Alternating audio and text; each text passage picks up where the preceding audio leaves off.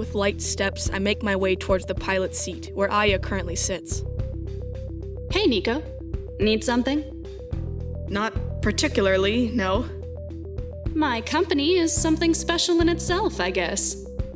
Come on, take a seat. Cap will never know you took his place for a while here. She gives me an easy smile, one I return as I take a seat in the co-pilot's chair. I'm just going over some settings before we land. Usually, I keep this baby on autopilot, but the Curson atmosphere isn't something just any AI can handle, so I'll have to take charge to make sure we get there in one piece. I find myself drawn to the view outside the large window in front of us. The endless space, speckled with stars and planets and universes I've never seen before.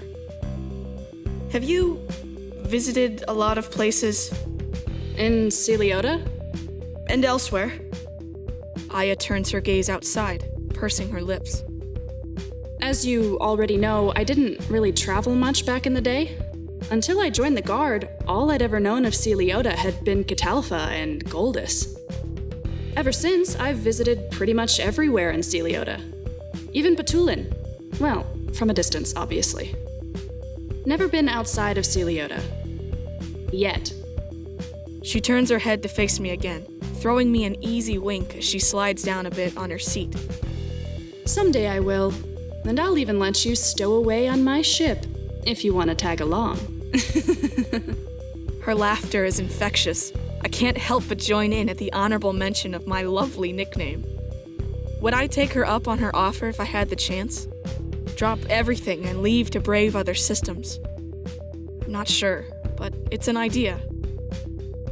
I swallow the lump in my throat when memories of the last person who talked to me about traveling threaten to surface, forcing myself to focus on the present and on the people who care about me, on Aya. Well, that sure looks like a deep thought. A credit for it? I cast my gaze back on her, smirking when I realized she too had been looking at me. Nothing much. I was just trying to picture you as a space pirate. I must say, it is quite the appealing image. Bold of you to think I'd ever look less than appealing as one. Warmth pools in my stomach, my grin stretching even further as I catch her eyes darting to my lips. As a Pegasi royalty, surely you understand it would be my duty to find you. And punish you. You don't get to just say that with a straight face and leave it at that. Her cheeks flush immediately, hands tightening on the leather armrests on her seat. Why not? Because it's not fair. Punishment hardly ever is. Not that. Aya rolls her lips, her thighs squeezing together as she tugs on her braid, eyes darting back outside before she speaks up again, voice hardly more than a whisper. It's not fair if you're all bark and no bite. Aya, I promise, I'll only bite if you ask me to. A strangled sound escapes her, sinking even further on her seat as she bites down on her lower lip. Purple eyes glare weakly at me, and I struggle not to laugh at the exasperation on them. I'll hold you to that, tough one. I smile at the prospect, but I've teased her enough for now, so I decide to drop the subject. We should be arriving soon enough. I'll let everyone know, so if there's still something you wanted to get done before we land, now is the time. I nod, giving her a small smile as I stand back up, stretching my arms behind me. Nico?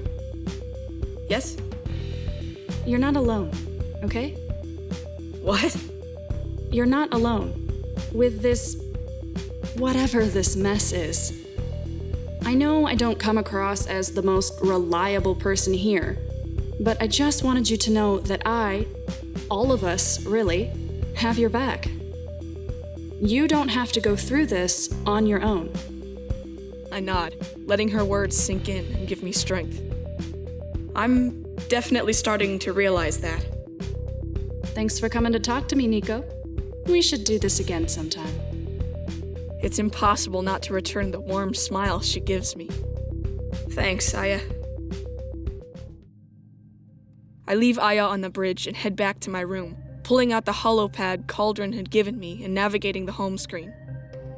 Talking with Aya has made me feel better about the situation I'm in, and I'm finally beginning to realize that I'm stronger than I thought. Typing Cursa into the search bar, I scroll through the various results that come up for it. Mostly, I learn about the planet itself. Classified as a storm planet, Cursa is often at the mercy of the violent thunderstorms that wreak havoc on the surface. Civilization itself is divided by districts, 15 in total, and wasteland zones. There are a couple of Goldian news articles covering civil unrest on the planet, but besides that, I can't find much else. Eventually, I tuck the holopad back into my pocket, next to the music box I stowed there, and lay back on my bed. I'm sure I'll learn all about Cursa soon enough. Everyone get your asses to the bridge and buckle in. It's gonna be a bumpy ride. When I reach the bridge, I take the seat in front of the navigation panel, making sure the seatbelt is safely in place. The screen in front of me blinks and beeps, and while I can spot the ship's position on it easily enough, I have no idea what the rest of it means. I have a lot to learn if I'm going to be a convincing navigator. Everyone else takes their seats just as the ship begins to rumble and shake.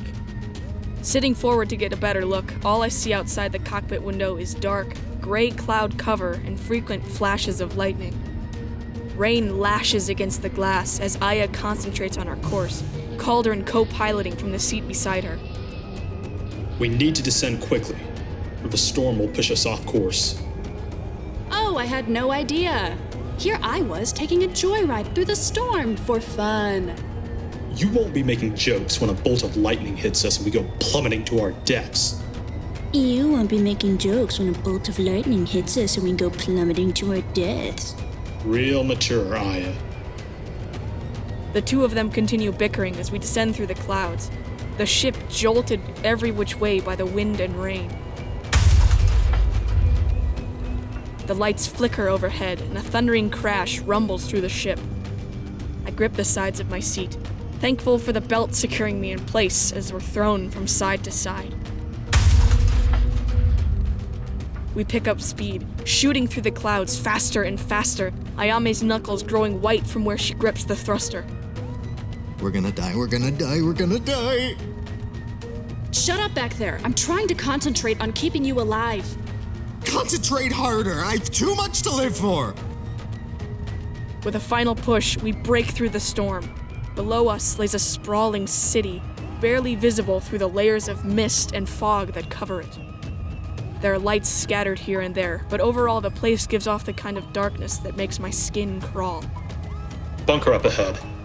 Cauldron announces, and the ship slows enough for me to make out the crumbling, dilapidated buildings we pass overhead. When Ayame slows us to a complete hover over an enormous building that looks like a factory, I let out a breath of relief. We've made it through one storm, but who knows what else may be waiting for us. Leaning against one of the crates in the docks, I quietly watch while the crew gathers everything they need before disembarking, each and every one of them eager to be done with Cursa as soon as possible. I can't say I don't feel the same way.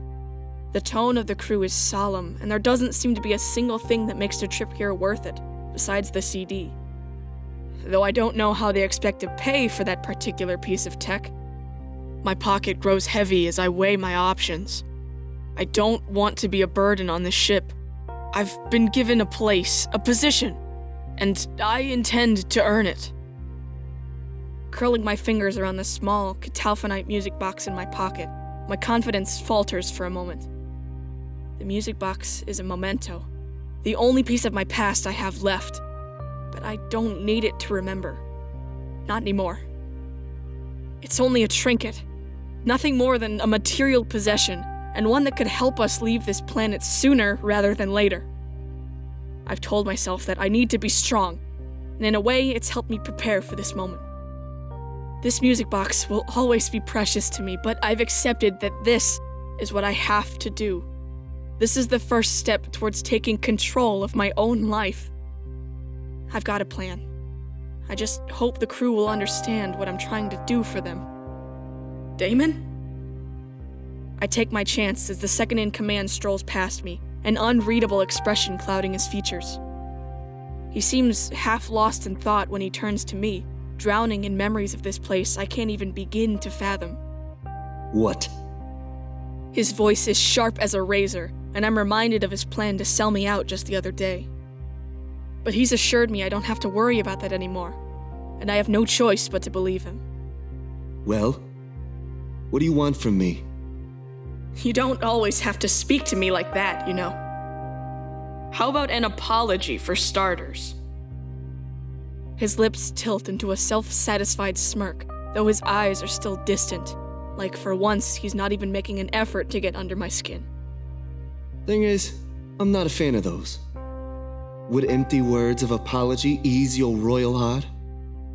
I'm not in the mood, nor do I have time for his little games.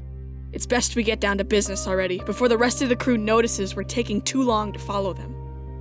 Forget it. I need you to sell this for me.